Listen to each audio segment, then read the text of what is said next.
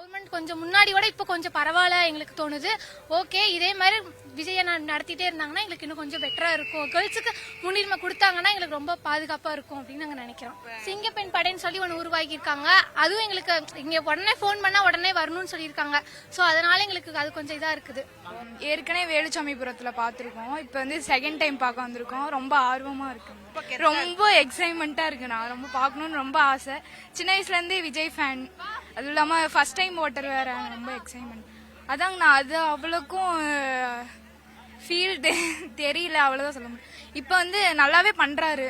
வந்து ஒரு 2-3 மந்த்லேயே வந்து நல்லாவே பண்ணிட்டு இருக்காரு. இன்னும் நல்லா பண்ணுவாருன்னு ஒரு நம்பிக்கை தானே. ரொம்ப ரொம்ப எதிர்பார்த்துட்டு இருக்கோம். ஏன்னா இதுக்கு முன்னாடி நான் 9 டைம் பார்த்துருக்கேன். ஆனா 9 டைம் அந்த எக்ஸைட்மெண்ட் இல்லாம இது ரொம்ப ரொம்ப எக்ஸைட்மெண்டா இருக்கு. ஏன்னா 6 மாசம் கழிச்சு ஒரு சிஎம்மா இங்க வராரு. ஸோ அதோட எனக்கு ரொம்ப ரொம்ப பெருமையா இருக்குது. அவர் ஸ்பீச் எப்பவுமே தரமா தான் இருக்கும். இன்னைக்கு வந்து சிஎம் ஆயிருக்காரு, இன்னும் ரொம்ப தரமா இருக்கும்.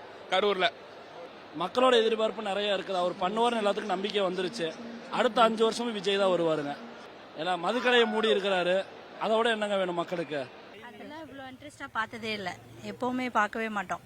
இது கரெக்டாக எப்படா 9:30 மணிக்கு ஸ்டார்ட் பண்ணுவான்னு டிவிலே உட்காந்துருக்கோம். அது முடிகிற வரைக்குமே அதை தான் இன்ட்ரெஸ்டாக பார்த்துட்ருக்கோம். இப்போல்லாம் அவர் ஆட்சி வந்ததுக்கப்புறம் எங்களுக்கு ரொம்ப சந்தோஷம். நாங்கள் எல்லாமே அவருக்காக தான் வந்திருக்கோம். இப்போ பிளே ஸ்டோர் மற்றும் ஆப் ஸ்டோரில் இருந்து பாலிமர் செயலியை QR கோடு மூலம் பதிவிறக்கம் செய்யுங்கள். செய்திகளை உடனுக்குடன் பெறுங்கள்.